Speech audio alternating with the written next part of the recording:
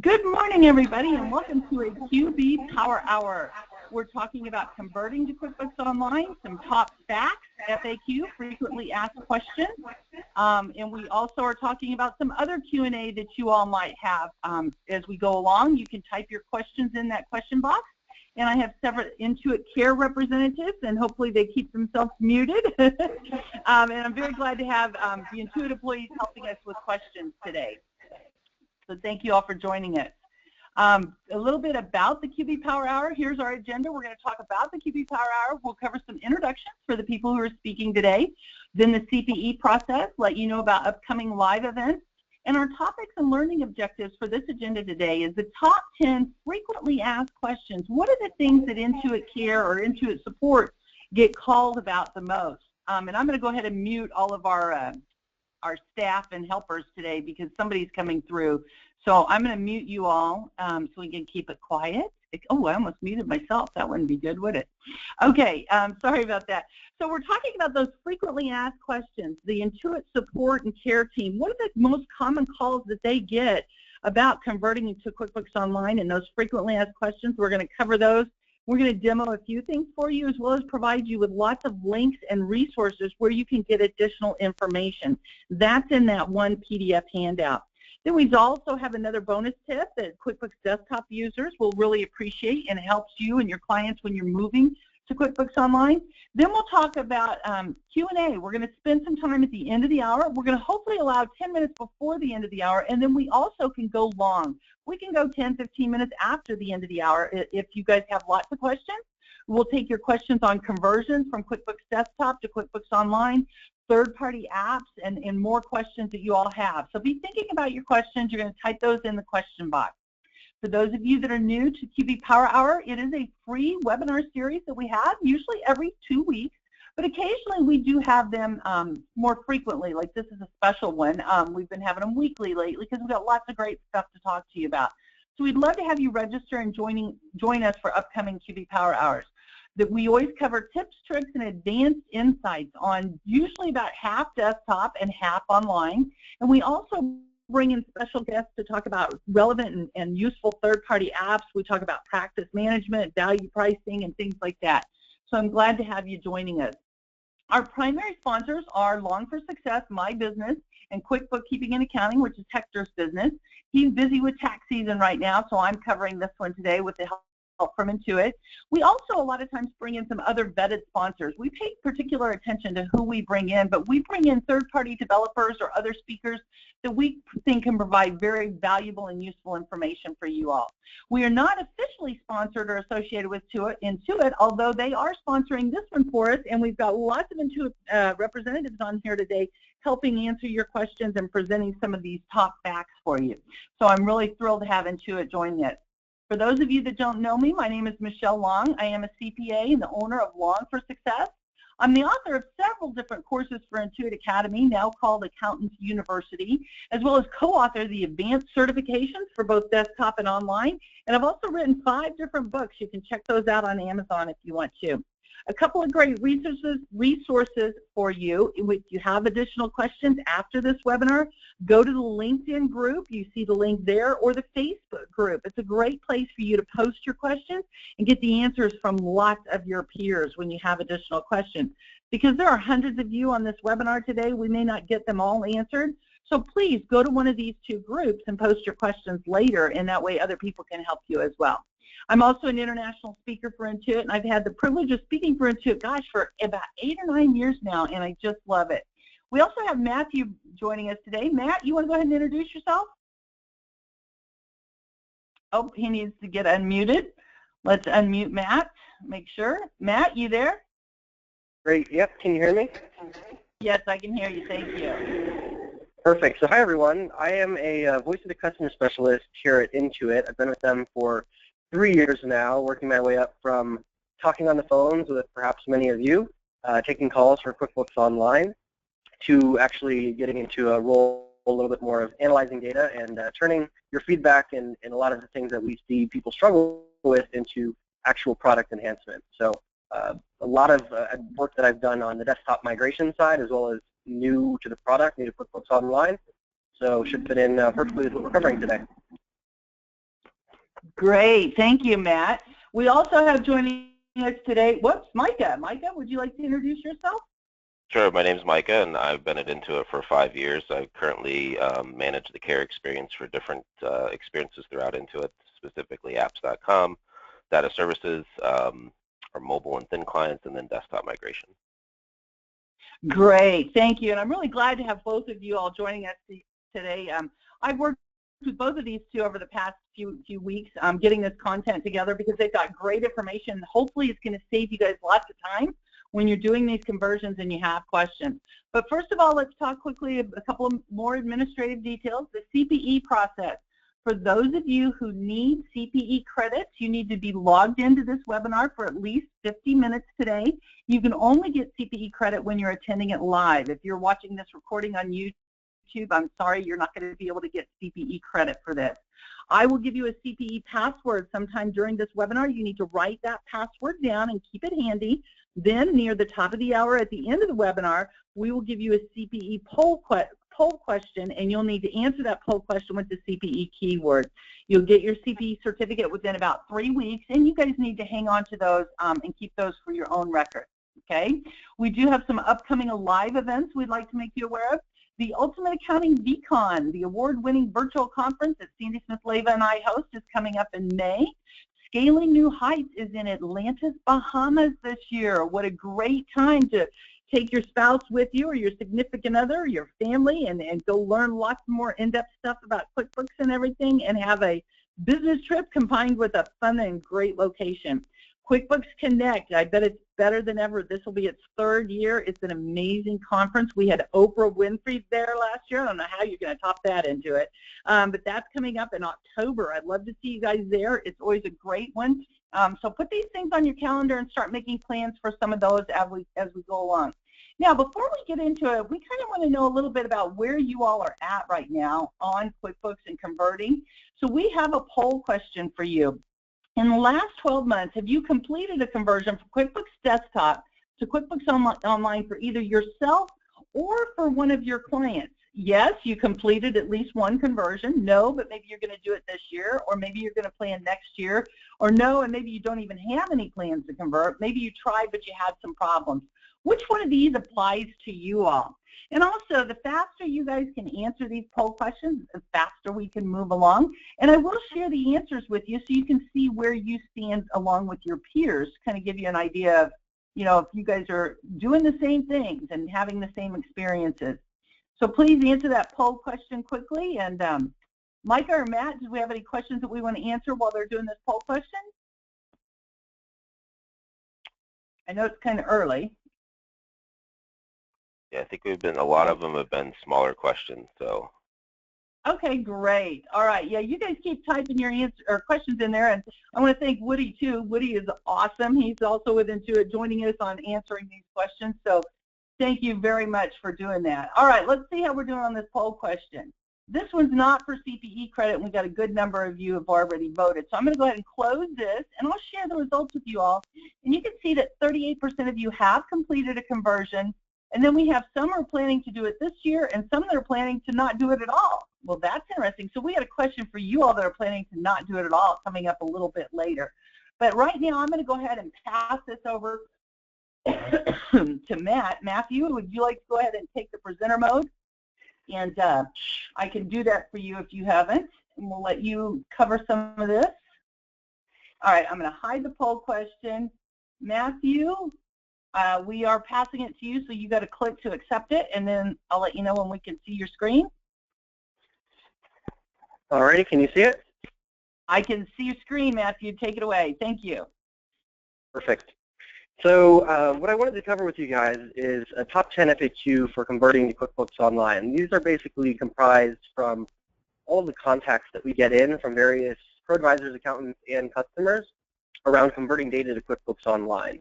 So if you know some of these things, it should help you and also your clients out in completing that task. So the first one that comes up is the obvious: how do I convert? How do I import to QuickBooks Online? And this is primarily dealing with just people are unaware, so they're not looking for the resources online that we have that have step-by-step instructions, or they're just not sure that those resources exist. So getting on to our community page, going on to the Accountant's Guide to Moving Clients Online, which all of those things are included in the resources documents here, that's going to help you figure out how to actually move your client or move yourself or your firm. The next question that we have is, why didn't my payroll history import? So this one's been coming up for quite a bit because previously we didn't actually import payroll history at all. It wasn't until just recently in the past year, and even more recently in the past couple of months, that we've made major improvements, and we actually do import payroll history at this time. So granted, it doesn't come over 100% of the time. There are some things that will stop it, and if, for instance, there's any kind of discrepancies between desktop and online due to the way payroll items were set up, perhaps they were mapped incorrectly or the wrong Social Security rate was used, then we will fail that payroll import because we have a mismatch and we don't have a way to bring over a complete set of information. So you want to make sure desktop is using the correct, accurate numbers and all of the payroll items are mapped correctly.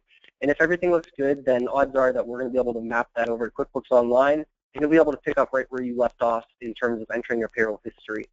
You're also going to have to enter and reconcile those past tax payments. So they're going to be in the register, but you'll just need to go into the employees setup and basically make sure you've accounted for all of the past tax payments you've made in the current year so that your tax payments match up with your liabilities correctly.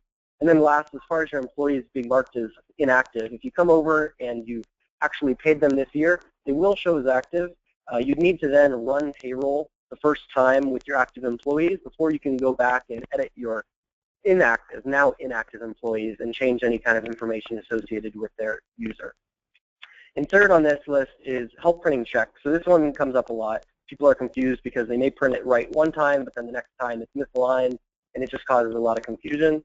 So the main thing here is we have knowledge-based articles that talk specifically about how to get Adobe Reader set up properly so that you can ensure your checks print correctly every time, and then how to further fine-tune that in QuickBooks Online with the settings that we have to move the check, adjust it, and print off the demo checks before you actually insert your live checks into the printer there.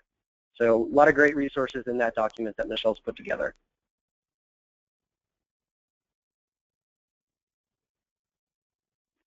The next on this list includes, oh, go ahead. Actually, this one's for you, Michelle.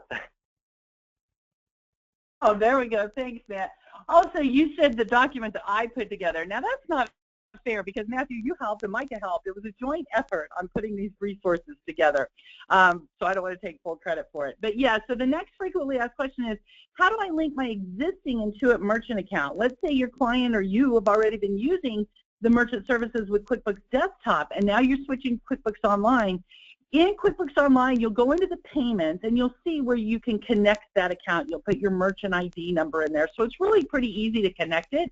The thing that's very important to remember is if you had a recurring payment set up to automatically charge your customers or your clients' credit cards, you need to make sure that you log into the Merchant Service Center on the desktop, the Intuit Merchant Service Center, and turn off those recurring charges. Because if you go set up then a recurring invoice, or I'm sorry, a recurring sales receipt in QuickBooks Online, you'll be double billing your customers or your clients. And that might be great for cash flow for a little while, but then you're going to need to refund everybody. So make sure that you turn off and delete and cancel those recurring charges in the Merchant Services account after you switch to QuickBooks Online.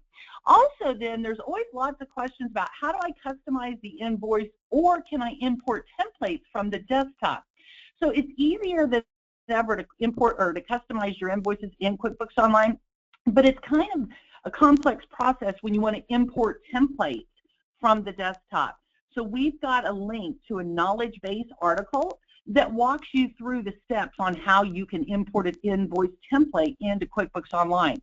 So again, in that top 10 FAQs that we posted, it's a PDF handout for you all.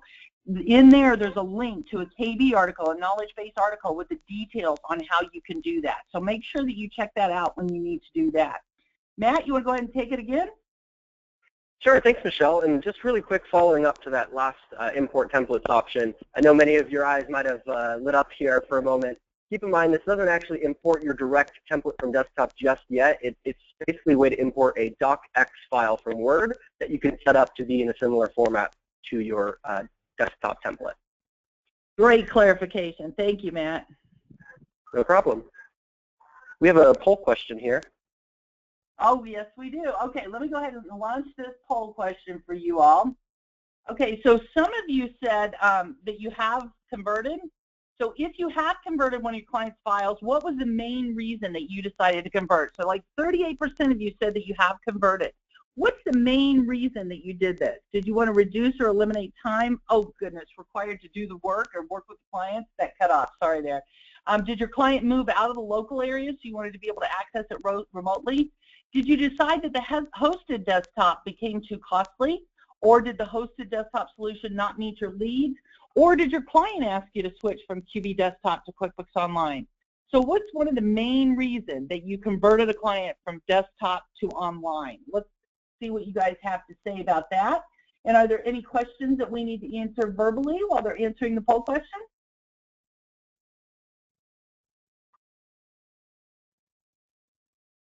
Okay, nobody's reading any questions. So this is, we've got one here from, okay, that's fine, thank you.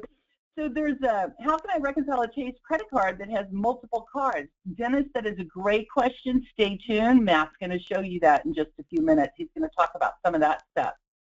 So very good. Do we answer if we did not convert any? No, Kevin, you don't have to answer this question. We got a specific question for you in just a little bit about if you haven't converted, why not? So we've got that poll question coming up in a little bit. So that would be great. Somebody says main reason to convert clients to desktop is I need access to the client's book without using cumbersome and costly remote-in solutions. Absolutely. You know, isn't it great? And so while they're doing this, I got a quick little story to share with you guys about QuickBooks Online and why I love it so much. When I was presenting, I was in a Dutch Caribbean island down in Curaçao, and my computer would not connect to the internet. Normally, I'd turn on my phone as a hotspot, but it would have been international data. All I had to do was get somebody else's computer. I borrowed a computer from down there, and I was able to log into QuickBooks Online from there. So that's what I love it. It's truly available anywhere, anytime, and you don't have to worry about that, like with the desktop, and you're not sending the files. So I just love it. Okay, let's share the results of this poll. I'm going to go ahead and close it and share so you guys can see 39% wanted to save time, and 35% of you, your clients, wanted to switch. So I think that's impressive. 35% of your clients are asking to switch. More and more clients are wanting to go to the cloud now. Very good. Okay, Matt, you want to go? Oops, we got our CPE keyword now. You know, they had the dog show this week, so the CPE keyword is Bashan. That's my little puppy posing with his football. That's his little lovey toy. So Bashan is the CPE keyword. I actually have two of them. Copper and Corey, they are brothers, and they're double trouble. So Bashan, okay, write down the CPE keyword Bashan, and we will ask you that towards the end of this webinar around the top of the hour.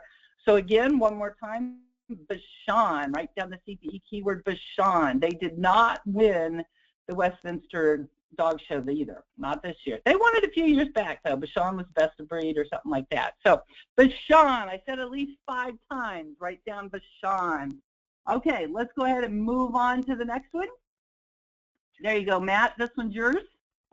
Alrighty, so picking up with number 6 here comes with how do I clear unapplied and open payments for both bills and invoices. So I'm just going to demo this here. Basically, if you've created payments in QuickBooks Desktop and you have invoices that are open, but you didn't actually check off the invoice when creating that payment, or perhaps you did a journal entry or another form of deposit, etc., for that customer, they're going to show as unlinked, and you may not actually recognize that in desktop. It kind of hides itself pretty well, but when you move online, it becomes clearly visible with the markers that we use for some of the displays. So let me show you this.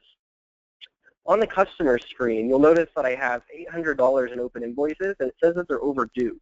But if we actually look at our customer balance here, it's $0 open balance. So it's kind of confusing as to why that would happen, but the reason is actually simply because this customer had a balance and it was paid, it just wasn't linked. So you can see when we look at the status on the actual customer in the payments area here that it's unapplied.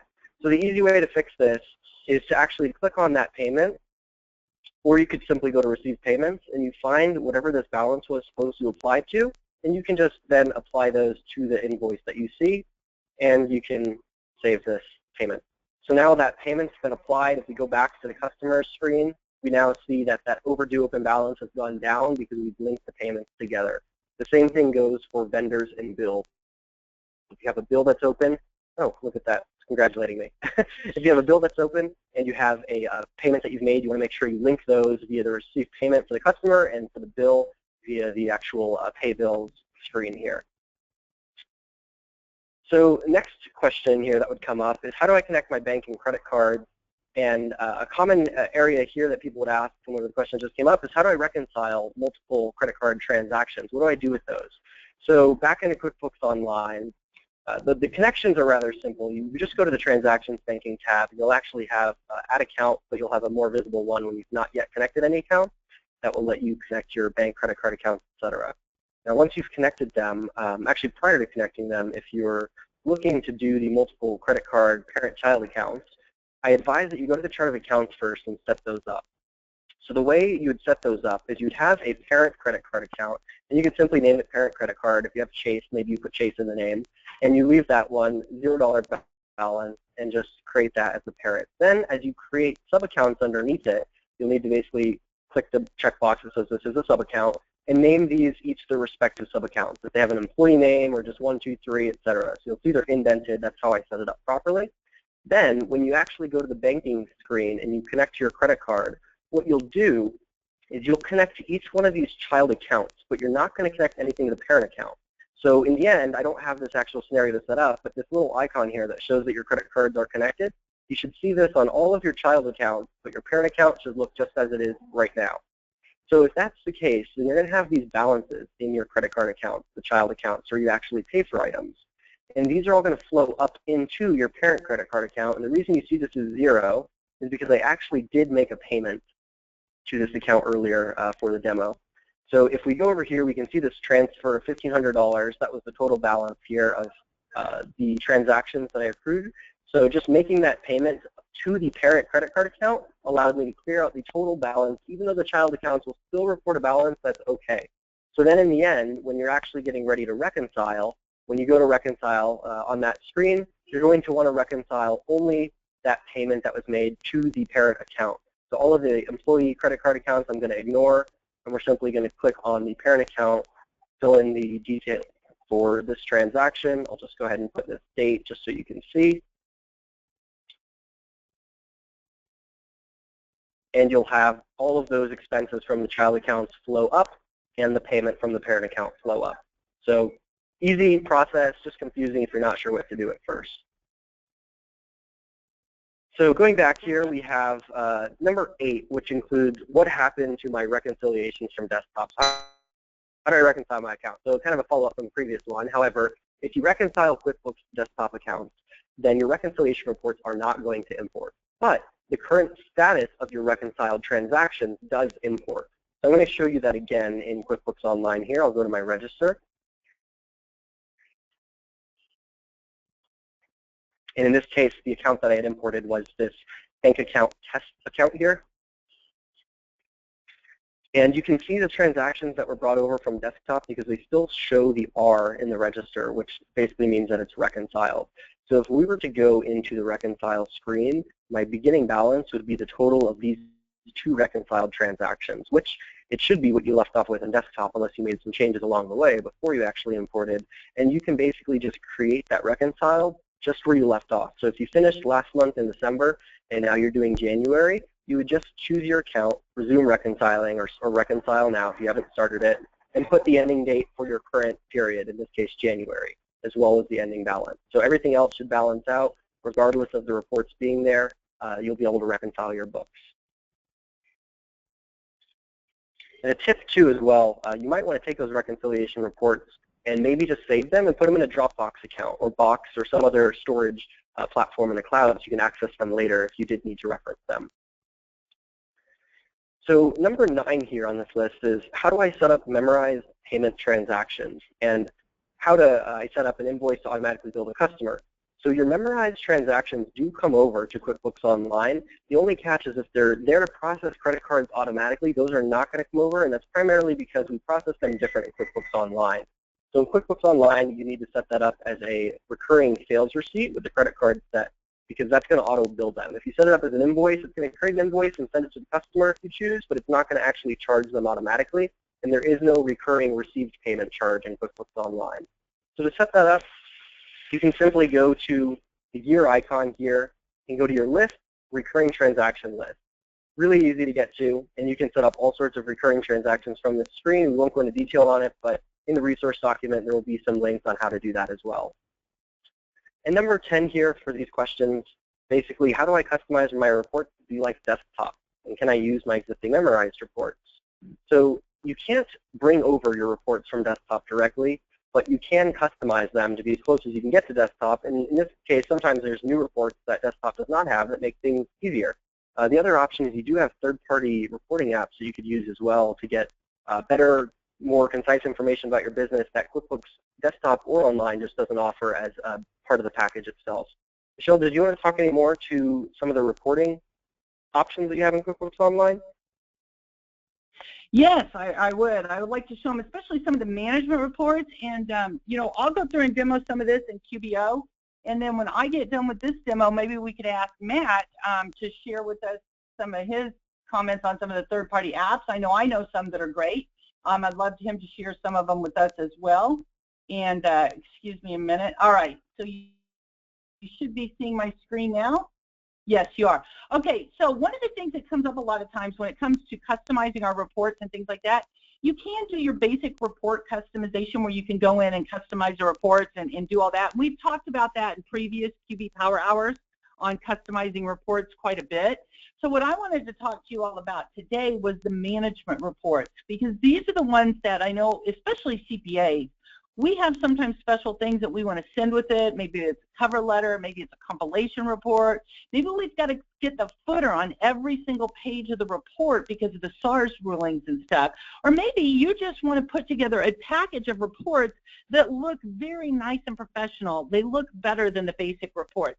So we've got now, under the report setting, if you click on management reports, you'll see there's already a few of them out here, but what I did is I just made a copy of company overview and then I customized it a little bit. So I'm going to go into this company overview and show you how you can do some of this. First of all, you've got several pages over here on the left side. You can change your cover style and choose, do you want it in color, do you want it in grayscale? You can import and have your logo be on your reports. What do you want the title to be? And so you can go through here and put some of this out, and it's showing you over here what it's going to look like. Then you've got this disclaimer that you can put down here. You can put a footer that will print on every single page. With the normal reports, it won't print on every single page, but this one will, so it prints on all pages. After you create the report, it will populate the table of contents for you, so it's blank right now when you look at it. Then you'll see here are your preliminary pages, what comes before the financial statements and the reports that you're putting in here. It might be a compilation report, it might be an audit or a review if you're doing those, but this is where you can put this in here and have it included with these reports, so you got a nice PDF report package for your client. Then you get into the actual report. This is where you can pick and choose what reports do you want to show in there. So for example, I've got the profit and loss, and I said I wanted to share or compare it to the previous year. I've got a balance sheet, statement of cash flows. I added some reports in here like an AR aging, AP aging, maybe you want to give them the sales by customer. You just click on add new report, then you can choose whichever new report you want to give them. Maybe I want to give them the check detail report.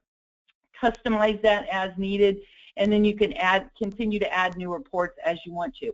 You also could put endnotes or footnotes out here, and one of the things that people like to do a lot of times, when you're using those main accounts and sub-accounts, you can include the breakdown of the sub-account. So let's say you've got utilities all rolled up on your P&L. You can include the breakdown at the back that will show them the breakdown of the sub-account. You also could include the footnotes or endnotes if you need those as well.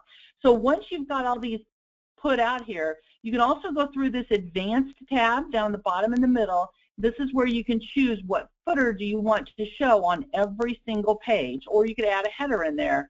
So you can also can choose to show only non-zero rows, like if there's an account or something that's zero that you don't want that to show up. So you can do some of that customizing. Then you go in, when you're ready to print or preview it, whoops, I didn't give it a title. Let me just delete that one. You could go into print or preview it in here, and you can change some of the settings. I went ahead and pulled it up here as a PDF so you can see how pretty it is.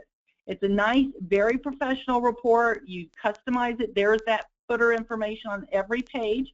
Here's the table of contents that it populates for you, compilation report, or whatever it is you want to put as your preliminary.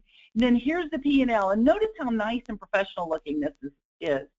So you can go through and customize there. There's that footer that's on every page. So I know some of you that have the SARS issue were asking, how do I get the footer on every single page of the report? That's how you can do that. And again, it's nice and professional looking reports. You can save these as PDF and send those out to your client. So there's also additional reports, and obviously you can do the normal, create a report and customize it in QuickBooks Online. Like I said, we've covered that in other QB Power Hours. But then there's also a lot of third-party apps. If you need more robust reporting capabilities, or if you want dashboards and KPIs and things like that, there's third-party apps like Spotlight, Finagraph, there's Covinci, there's Fathom. Matt, you are the app expert. Matt Knass is up in Canada. Matt, do you want to unmute yourself, introduce yourself, and tell us about a few apps? And also there's a special partnership with one of the apps for pro advisors, isn't there? Yeah, so thanks, Michelle. So just to introduce myself, Matthew Canis here. I've been with Intuit for 3 years now, and prior to that, another 6 on sort of the agency side. So I've spanned all businesses. Currently, the app marketing lead in Canada.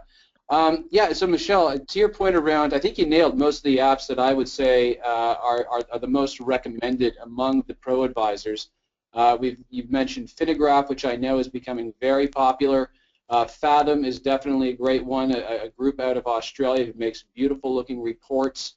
We do have an excellent partnership with them, so if you were to go to their landing page, you'll find that there is a pro advisor section there, so you can look in to see what particular they're offering pro advisors at this point.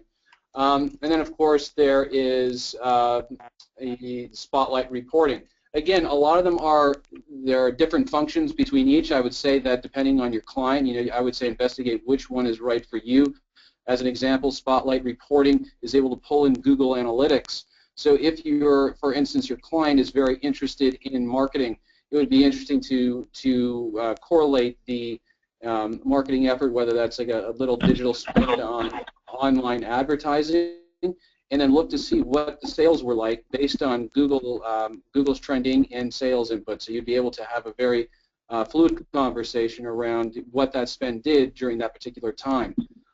So those are, I would say, the best examples of reporting. Now, if you're looking to actually customize your reports, I know there was a question within the questions there around making your reports look like they did in desktop. Currently, there are only a couple apps right now that allow you to add a little bit of customization. I know it's something that is on our roadmap to do, but the two that I would say to look out for would be eClient Link. They're fairly new. I haven't heard too much about them, but there are several reviews. If you were to go to apps.com, again, that is eClient Link. And then there's XL Reports, which allows you to create management reports and add a little bit of flair to those if you're looking to do that. Okay, great. And Matt, isn't Fathom the one that has a partnership with providing pro advisors a free account? Yes, so the Fathom is one that is the one that you were referencing. So if you were to go to their website, you would find that there's a pro advisor program and would give all pro advisors a free account. And I believe they also discount to clients as well via that pro advisor program. Great, that's a good point. And I saw somebody asked about, is there apps that are available for desktop and online? And yes, there are, but there's some that are specifically for online. So for example, Covinci is a great app that will allow you to do consolidation. Let's say you've got multiple clients or multiple businesses and you want to consolidate them. Covinci is great at doing consolidations, and Covinci will support desktop and online. Whereas Finagraph, I think it's QuickBooks Online only. I'm pretty sure Spotlight, Fathom, some of those are online only. So just keep that in mind. Okay, so we've got some great questions coming in, and Matt, I am getting a little feedback from you, so you might want to go ahead and mute yourself again for a little bit. Thank you. Can we go ahead and go to the next slide? Because I think we have another poll question coming up. Oh, wait a minute. Silly me. I've got control now. My bad. Okay, yes, we do have another poll question now. So hopefully you guys can all see this. Let me go ahead and launch that poll. So for those of you, there we go. For those of you who have not converted a client to QuickBooks Online from QuickBooks Desktop, how come?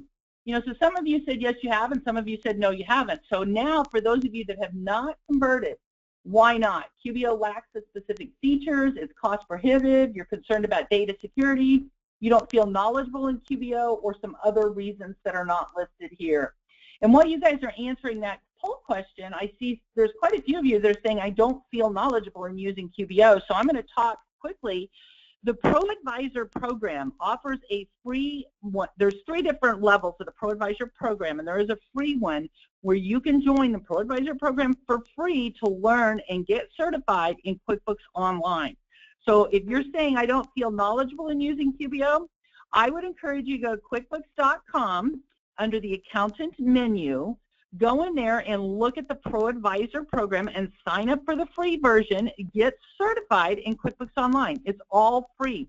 They have self-paced training where you can listen to the recordings and do it on your own time, or they have webinars all throughout the month through Accountants University, where you can get certified in QuickBooks Online and you can learn more about it. So those of you that are saying I don't feel knowledgeable, that's something that's pretty easy to fix. And I also saw somebody say something about, you know, a lot of the people now are talking about how much they love QBO.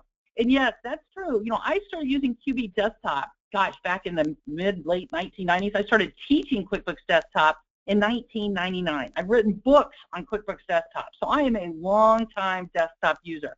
But I can tell you over the last couple of years, I truly love QuickBooks Online, and I hate it now when I have to work in desktop because it seems clunky and dated to me, and I don't take any new desktop clients anymore. It's just so much nicer working in QuickBooks Online. It is, you know, it is a little bit of a change, but once you learn some stuff, and we got a great bonus tip for you in just a minute, which makes it easier than ever for you to switch, and it minimizes that learning curve going from desktop to online. So you're going to love what Mike is going to share with you in just a minute. So I'm going to go ahead and close this poll, and let's share the results. You guys can see 35% of you says QBO lacks the specific features that your client needs.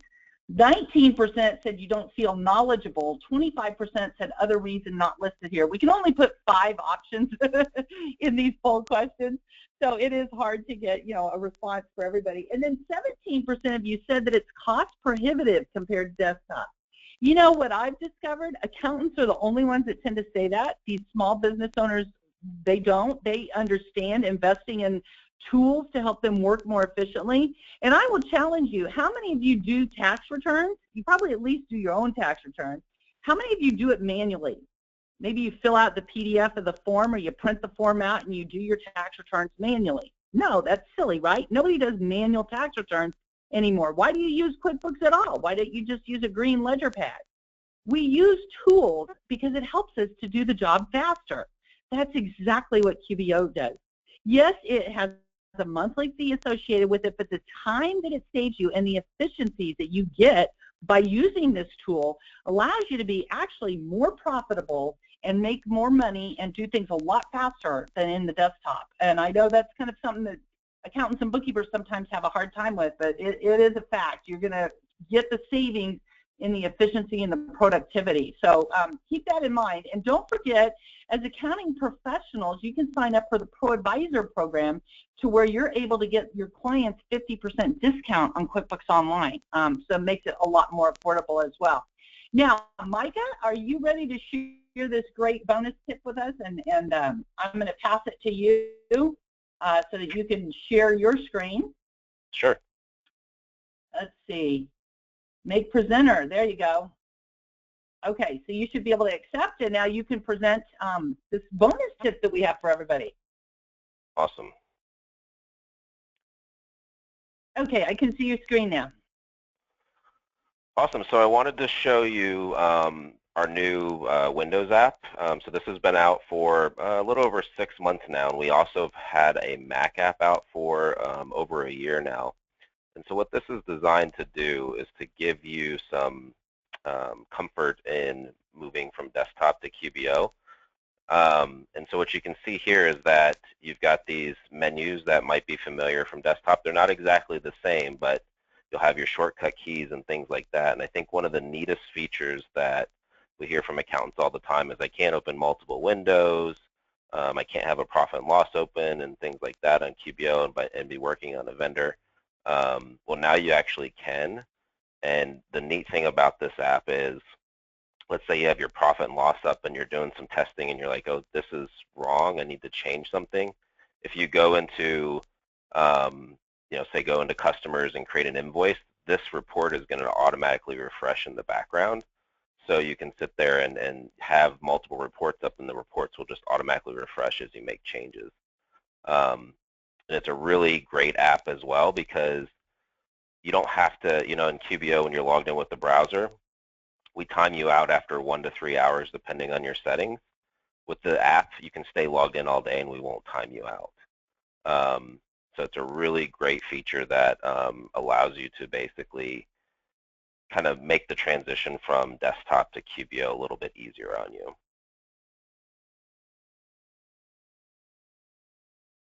Okay, sorry, Mike, I had muted myself. And we see some people asking about, wait, what is this app and all that. So I would like to provide a little bit of kind of clarification. As Micah mentioned, this app works on your desktop, whether you're using Windows or Mac. You go to apps.com and you can download this. It looks like Micah's going to show us how to get to that. You can download this for your desktop. This allows you to use the Windows app. Okay, you're still using QuickBooks Online, but it's on your desktop. As he said, the multiple windows will auto refresh. So what that means is if I'm logged into QBO through Chrome or Firefox, I can use tabbed browsing to have multiple windows open. So if I have the P&L in one tab and I enter an invoice on another tab, my P&L doesn't update. In this Windows app that you have on your desktop, the window for the P&L would automatically refresh and update.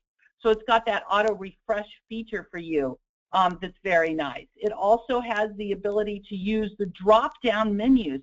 So for clients that have used QuickBooks Desktop, see, yeah, he's showing you across the top though, there, the clients that have used QuickBooks Desktop and they're used to those drop-down menus and the keyboard shortcuts from desktop, you've got that in this app, so it makes that transition easier to go from desktop to QuickBooks Online for people. Micah, did you want to add anything in there? You can also add favorites, so you can favorite different pages in QBO. Like I said, the shortcut keys are really great. It keeps you logged in. I think those are the main things. I think you covered some of the other things as well. Okay, so people are still saying they don't understand an app that plugs into QBO. What's the name of the app? The name of the app is the QuickBooks. Go ahead. I was going to say, people might be familiar with thin clients. So think about Outlook, Microsoft Outlook, as a thin client that lets you connect to your email on the web. So these are exactly the same thing. These are just basically a wrapper, or what we call thin clients, that provide some extra features. Like Outlook has, if you look at Outlook, has extra features versus what you use on the web. So think of this as the same way. I can log into my Microsoft email or Outlook account on the web, and I've got like a web version, which is QBO and Chrome, but then I can also have a thin client on my desktop. Yeah, it's kind of like a special browser. You know, instead of going through Chrome or Firefox, you're going through this kind of special browser to access QBO. It's another way to access QBO. You know, when you get these new computers with Windows 8, Windows 10, they have apps now, you know, so it's a little different. Like he said, it's a way to access that information that has a little different features and functionality stuff. You guys can find it at app, and we put the link in that PDF handout for you. So you've got the link there, or if you just go to apps.com and search for desktop, you'll find that app out there. So it's kind of cool to be able to use that. And again, it's making it easier for the transition when you're moving from desktop to QuickBooks Online. It seems to be an easier transition. And I've got a good question here that I was going to answer, and then if there's other questions that we want to answer out loud, we can do that. I had multiple AR accounts in Desktop. How do I do that in QuickBooks Online? And Lori, in QuickBooks Online, you can set up multiple AR accounts. However, when you create your invoice, it's only going to go to the default AR account. So you really can't use the multiple AR accounts in QuickBooks Online. If that's something that's very important to you, you'd want to look for a third-party invoicing app which could handle multiple AR accounts because QBO natively does not do that. So keep that in mind. And Michelle, I have one tip for people who have that concern. We've seen there's a feature you can turn on for location tracking that seems to work well for those that were tracking multiple AR and even AP accounts to turn on location tracking even though they may not have multiple locations. And then they can run virtually every report in QuickBooks Online broken down by that location, similar to a way that they would break it down by a specific AR or AP account. Oh, very good. I like that. Okay, very good. Somebody says, is there any reason to use the desktop app if not worried about helping with transition? Deanne, it's kind of up to you. I use Chrome because that way I set up a separate Chrome user so that I can do my navigating shortcuts and things like that. And I've been using Chrome for the last few years, so I don't use the desktop QBO app very much at all. Some people, though, they love the QBO desktop app. So it's just kind of up to you in which you prefer. I will put the link out there to some navigating tips and tricks. If you want to use Chrome, you can do that. One tip I will point out to you, so there's also the mobile app. So we've got this desktop app for QuickBooks Online, but there's also the QuickBooks Online mobile app for your cell phone and for your tablets, whether it's iPhones or Androids or whatever. You've got the mobile app. When you're using the mobile app, like let's say I've got an iPad and I'm going through the mobile app, I don't have all the features and functionalities that I have when I'm going through Chrome. So when I use my iPad, I log in through Chrome to access QuickBooks Online because then I have almost all the features and functionalities versus what's in the mobile app. Now on my phone, I do use the mobile app. So that's something to think about on your tablets. You might want to go to QBO through Chrome to be able, or Safari, but I have my Chrome all set up, so that's the one I use. But check that out. And here, Micah's showing you the information on the app. Micah, you want to talk about it? Yeah, so we've made a lot of improvements and we're adding more features to the mobile apps so that you can do more in the mobile apps, but we also, as Michelle said, allow you to connect with mobile browsers on your tablets or devices. We just improved that experience as well. So we're constantly working to make sure that QBO works everywhere that you're at. So, you know, keep checking and keep downloading the updates. Very good. And now here's a good question Lori's got, and Micah, maybe you know the answer to this. You know, we've got the sample company, the test drive that we can play around with, and I love that. Is there a way to use that test drive on a QBO app, like the mobile app, when you're on your mobile devices so that you can play around and see how the mobile app works? No, but that's a good request. I know we have that in GoPayment, our GoPayment app. You can test drive a GoPayment account. So that's a good suggestion. I will provide that feedback to our product managers. Very good. Thank you. Okay. And does anybody else have any questions that you guys want to add in here? Or Matt, Kay, do you want to add something about apps since you work with so many apps? I think at this point I'm busy answering a lot of the questions on the question board around the apps. So nothing to add specifically at this point based on what the previous conversation was about. Okay. Okay. Very good. What about the other Matt? Did you want to add anything, clarify things? Well, I'm just answering 2 questions here. I don't see any that popped up that speak to all of them. Some people were asking earlier about, you know, we were going kind of fast to get through the material, but in the actual handout for the top 10 import questions, all of those questions, or most of the questions, will have a direct link when they're more ambiguous in terms of finding to figure out how to go over the things that I went over in this webinar. But the other ones where there's not a direct link for more help and further assistance, you can simply go to community.intuit.com and you can do a search for any one of those topics that were covered, and you should be able to find help articles that we've written from Intuit, and as well others have provided input into to basically describe exactly what we demonstrated. Okay, very good. And somebody had a question about Canadian QBO and apps compatible. Matt K., would you like to talk about the apps and how they're available for various countries? Yeah, that's a great. You know what? I was just gonna pop up and talk about apps.com because I see there are a few questions around apps.com and just regionality, and to the previous Matt's point around just searching for the right content for you. If you were to head to apps.com, and yes, indeed, we actually own that URL, so it's pretty awesome. You'll notice that in the top right-hand corner, there's a flag. And that flag basically tells you which region you're in and which apps are available to you. So if you were to click on that, it shows a US flag, it shows a UK flag, an Australia, Canadian, and Indian flag. So once you choose one of those flags based on your region, you'll be given the choice to choose from the apps there. The US tends to have a little bit more because developers tend to develop first for the US market and then they migrate to other markets.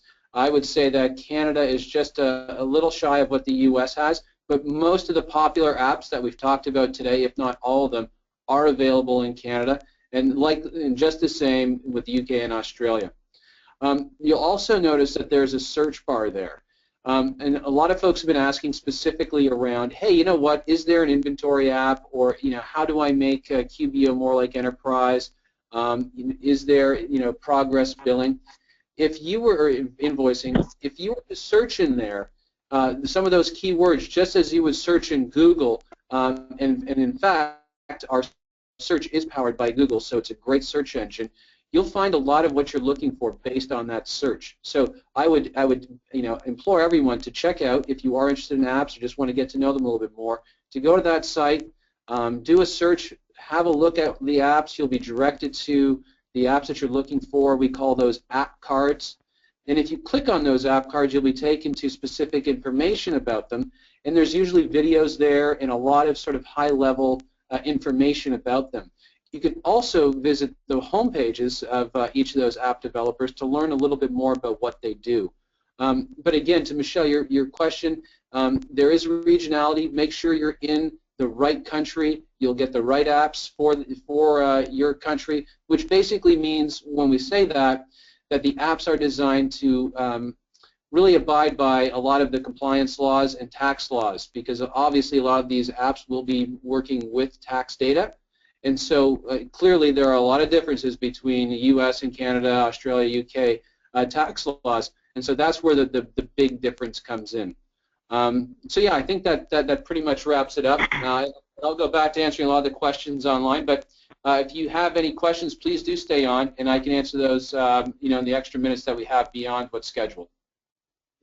Very good. Thank you, Matt. And I see a couple of questions in here. Somebody says, I would still like to be able to have a contact person at Intuit who's well-versed on the conversion.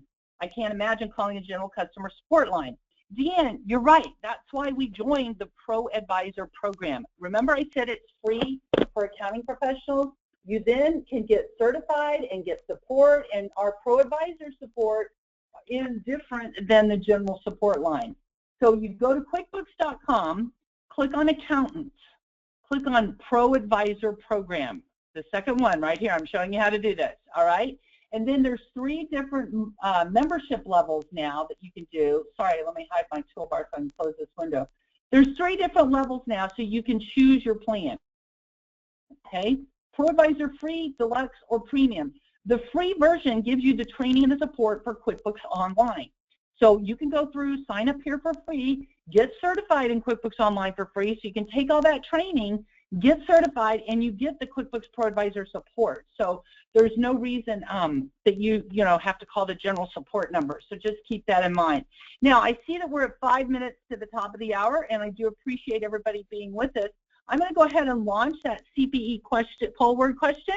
And if I can ask the two Matts and Micah, look for some questions that you'd like to talk about verbally, and we'll continue the Q&A after we finish this CPE poll question. But for those of you that have a hard stop at the top of the hour, please answer the CPE poll question. Which dog did I have in there this week? You know, it was the kennel thing this week. The Westminster Kennel Club had their best in show and all that stuff. So we have dogs for our CPE poll question this week.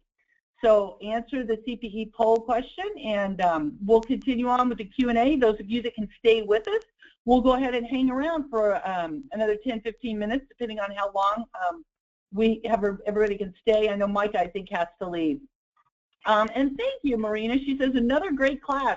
Nothing better than learning from the best in the field. Humble and so grateful all you guys do for us.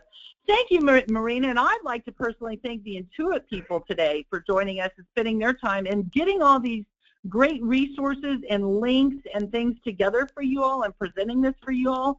The care and the support and the client teams, you guys all just do fabulous there. So thank you guys for joining us.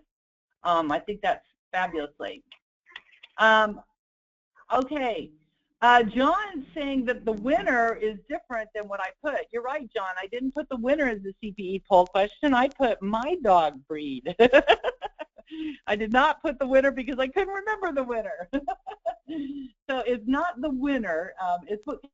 That's actually my dog that I showed you a picture of. Okay, so go ahead and answer that. And John says that he thought Fathom is free for pro advisors. The pricing does not show this. John, what I encourage people to do is if you go into the pro advisor area, you can see where we get discounts and things, and you could always go through it from there, or just email Fathom and ask them about that. They're usually very helpful. So very good for you. Okay. Michelle, it's Matt here. Just very quickly, if you go to fathomhq.com/proadvisor, you'll get all the information you need. fathomhq.com/proadvisor. Okay, thank you. So type that in, and that'll get you there. Thank you, very good. That helps a lot. Okay. So Robert says something about it sounds silly to me to be so one-sided towards QBO, touting all of its benefits, and then have to add a bunch of costly apps to make QBO work. Robert, you've got an iPhone, right, or an Android phone? What do you put on your phone to make it really amazing? We get these, we get these smartphones, and they do that. They are a phone, right? But what makes them really amazing? All the apps, right? Same thing with QBO. Intuit is providing the core service, the accounting, financial system in the middle, and then they're making it truly amazing by allowing all these third parties to create specialized apps that integrate with it. Not everybody needs inventory, so why should they pay more for inventory when they can get an amazing third-party app to do that inventory feature, or maybe progress invoicing? So Intuit provides that core functionality. You make it amazing by those third-party apps. And what I found amazing is Intuit has some research and some studies, and did you know that the average small business uses 18 apps on average to run their business and manage in the day-to-day life? I thought that was just impossible. I thought 18 apps? No way. I started looking through my phone and my tablet and writing them down, and I had well over 18 apps that I use on a regular basis. And so, yes, we use apps for everything.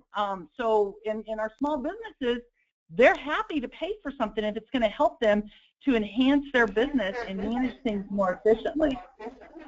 Okay, I'm going to go ahead and close that CPE poll question. Thank you guys who needed CPE for answering that. Any other questions? And those of you that have to leave at the top of the hour, thank you for joining us. I appreciate that. Those of you, again, that want to stay. And again, thank you, Micah, and the other Intuit people. I know Woody already had to jump off. Thank you all for your help and support in this Power Hour today. But Matt, the other Matt, or let's see, I guess it's both Matt. Do you guys have some more questions that you'd like to answer or talk about? Well, I don't see anything recent. Oh, go ahead. No, go ahead, Matt. Nothing? I was just saying I don't see anything recent that's come in here that anyone has asked, so just waiting for that. Yeah, there are a few questions, Michelle, that I saw around Square and the Square integration. I just wanted to sort of cover off a little bit of that. We do have what we would call a direct integration with Square. So that means that we worked with Square on an app integration into QBO. So what that looks like essentially is so currently we call it the daily digest. So every transaction that a small business owner would have with Square would go into a QBO, into your QBO account. So you would see line item by line item exactly what was sold. And what we want to do is actually create a batch in sort of import. So basically, the long and short of it is, it's a very clean integration. We're getting a lot of great feedback. Like anything that is sort of in the cloud, we're continually improving upon it. But we want to have it so that that batch import comes in. But again, it's an integration that we worked on with Square directly, and it's certainly one to look for if anyone is looking for that Square POS solution. Okay, very good. Thank you. And I see somebody else that asked about how do I get to, and Matt, when you're not talking, then I hear an echo, so can you mute yourself? I'm sorry. Somebody said, how do I get to that sample company or the test drive? Two different ways. You can just Google QuickBooks Test Drive, and you'll find the link. Or you can type in this, qbo.intuit.com/redirect, REDIR/test drive. That will get you into it as well. Also, if you go into QBOA, and I don't have to have QBOA open right now, but if you're in QBOA, click on the little gear in the upper right side, and on the far right column, you'll see the link, Sample Company. When you go into it through QBOA, that will allow you to access the accountant tools that we have, like the reclassified transactions, the batch write-off, and things like that. So that's how you can get into that sample company. Okay, one of you had another question or comment?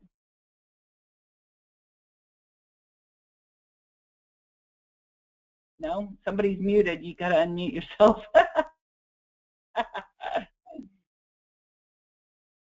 Okay. Nope. Nothing that's come up. I guess if anyone has any questions they'd like answered now, just send them to the chat and we'll grab one of them. Okay, very good. Thank you. And so here's Marina. Thank you for sharing. She says, speaking from experience, Canadian QBO works great with Receipt Bank, T-Sheets, Shoebox, Jobber, and more to try soon. That's great, Marina. You know, one of the things you say, more to try soon. That's one of the things I challenge people to do is think about your clients and think about which apps would be useful for them and try to learn or check out or learn more about one new app every month. And that way you're kind of staying current with what's available. Go look in our QB Power Hour webinar archive. We've got recordings out there covering several different apps over the past year. On my YouTube channel, if you search YouTube for Michelle Long, or go to youtube.com/Michelle Long CPA. Last year, I did a webinar series called Appify the Processes, and I covered some of the 5 top apps as well as some other apps out there. There's a Power Hour archive on Cinegraph. There's Power Hour archives on T-Sheets and Bill.com. So lots of them out there so you can learn more about that. Okay, anybody else wants to add something? Hey, yeah, Michelle, so actually, Michelle, oh, go ahead. So yeah, so I'll just quickly, I was going to tack on to what Michelle just said, and you know, what we're seeing more, and we're challenging a lot of our developers who make the apps to do, and something that we will make a little bit more, I think, streamlined and put together a program is app certification, because we do know that one of the most difficult and challenging things for anybody moving to QBO to do is just learn QBO, and then on top of that, learn about the apps. So Michelle has a wealth of resources, as she just said, goes over how to use apps, how they integrate. We also want the developers to create content too, so that much like we do with QBO and providing a resource center, have those resources available, and also to certify. We know that certification is a very important thing amongst pro advisors. So I know that HubDoc currently has a certification program up, Receipt Bank does, T-Sheet does. Another great app is LivePlan, which is a business planning app. A fantastic group of individuals have developed that one. So if you are looking for a business planning or a forecasting app, LivePlan is definitely one to check out. And finally, I know that someone has just asked around the Fathom. It's www.fathomhq.com/ProAdvisor is where you'll find the information about their ProAdvisor program. Very good. Okay, the other Matt, you wanted to add something? Yeah, if I could share, I'd like to share out the new import email that we didn't get to cover here, and just kind of give a sneak peek into that. All right, that would be great. So let me go ahead and make you presenter. There you go. All right. Alrighty, can you see my screen? Yes, we can. Go ahead. Perfect. So we have a new thing that just went out actually today. Some of you may have already seen it within the past week here as it was rolled out. But basically, if you are an accountant user in QuickBooks Online Accountant and you do an import for yourself, one of your customers, using that sign-in for that accountant account, now you must be the pro accountant user. So you must be the one that's basically the firm owner at this time. But we are rolling it out as we do updates to make it so every accountant user can see this. But you'll get an email just like this one that will actually have an attachment to show you how the import summary went from moving from desktop to online. So when you open that email, you'll see an Excel spreadsheet that is information such as this one here. It just won't be blurred out because your actual client information will be there. And it'll tell you kind of what their price level is, what their features were in desktop, and also give you detail if there's any unmatched account balances, or if everything came over correctly, then this area will be blank.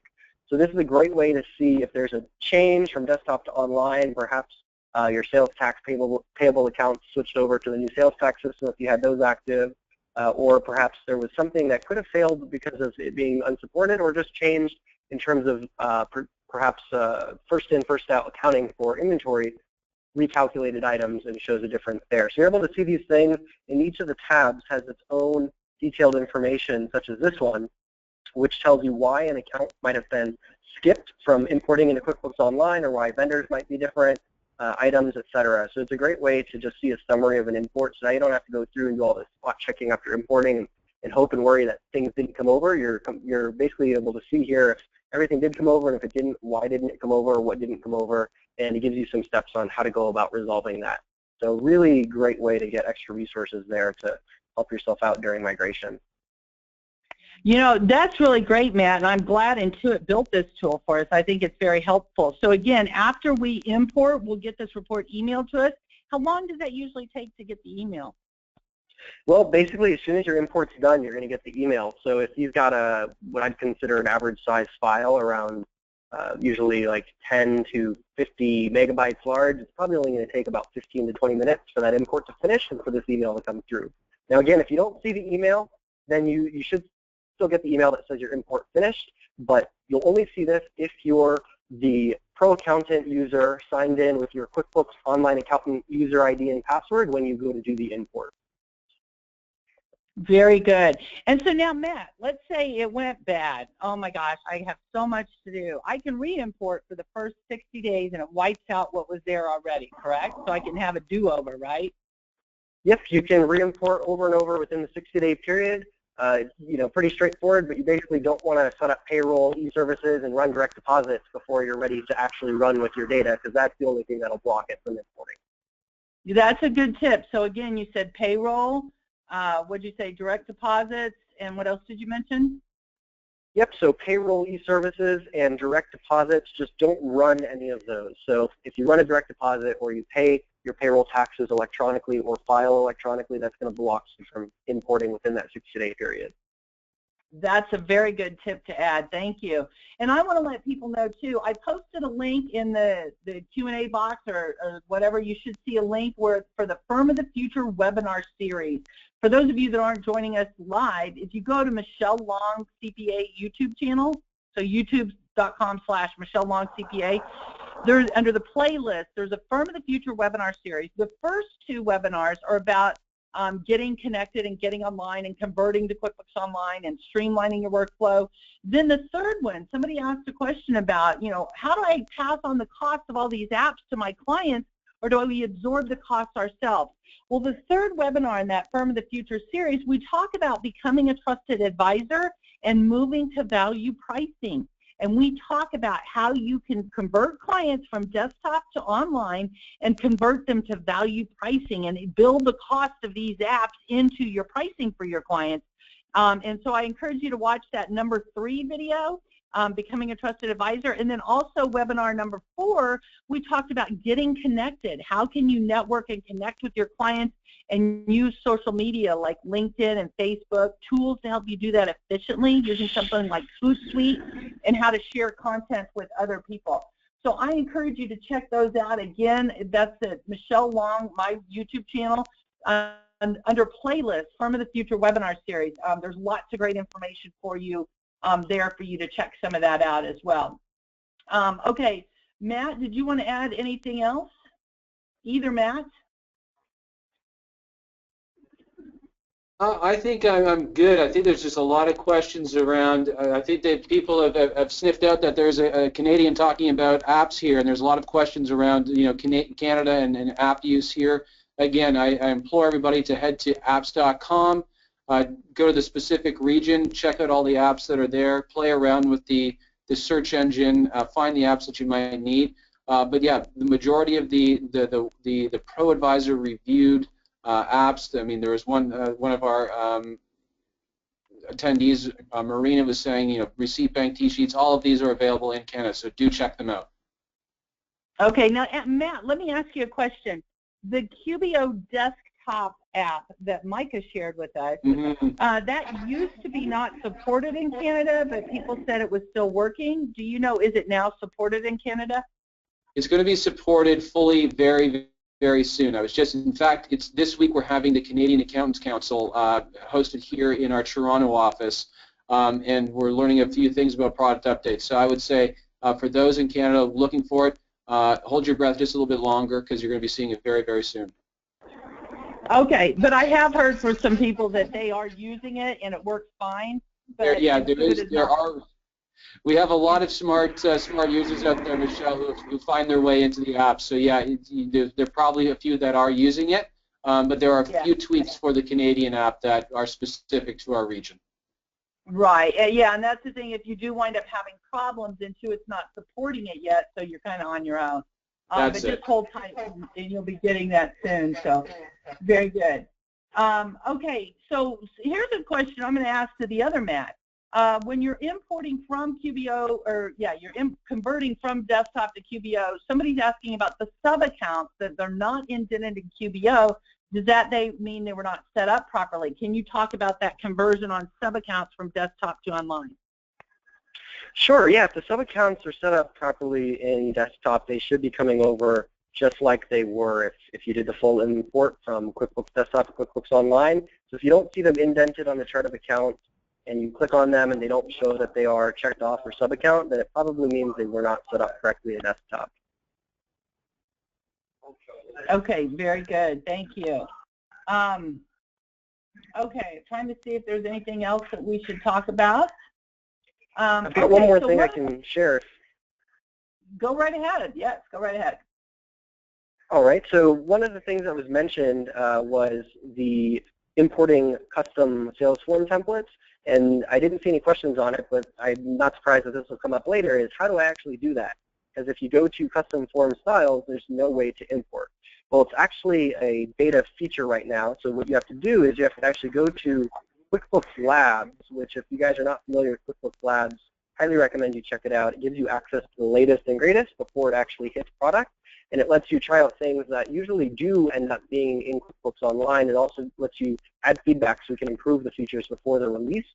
But in QuickBooks Labs, if you just go in here and scroll through this, let me get to my scroll bar here, you'll see an area for import style, and you just want to turn this on, hit done, and then when you go back to that import custom form styles page, just to refresh, I'll go back here, you'll now have an option to actually import a new form style from the drop-down.